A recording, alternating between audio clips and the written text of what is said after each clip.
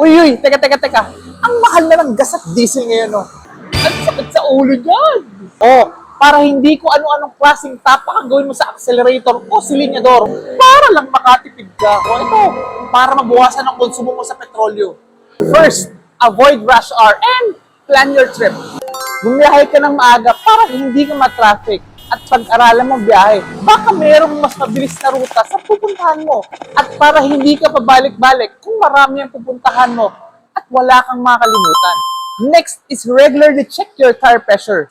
Panatilihing tama ang hangin sa gulong para hindi hirap ang makina. I-check mo sa manufacturer kung ano ang tamang tire pressure ng specific na gulong mo.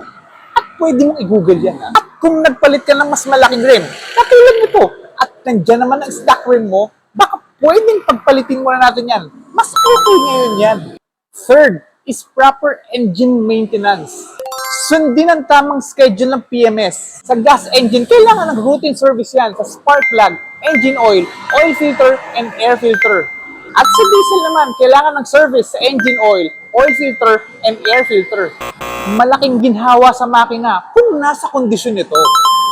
Fourth, lighten your load. Baka may mga gamit ka sa likod na hindi naman kailangan. Dumadagdag pa yan sa bigat na dala ng auto. Iwan mo muna yan sa bahay nyo. Next is warm up and cool down your engine properly. Mas efficient tumakbo ang makina kung nagawa mo ito ng tama. Ngunit sayang ang petrolyo kung magagawa mo ito ng sobra-sobra.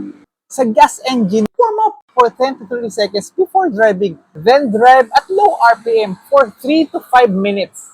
Sa diesel naman, warm it up for 30 to 60 seconds. Then drive at low RPM for 5 to 10 minutes.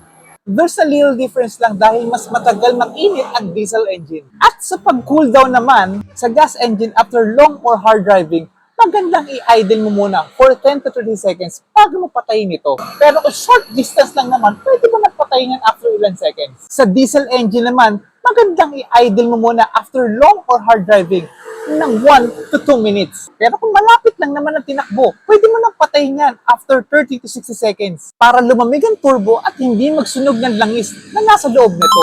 After that, drive smoothly and steadily.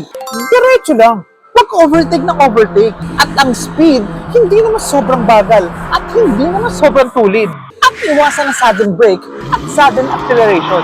And to maintain the speed, titik-titik lang sa accelerator.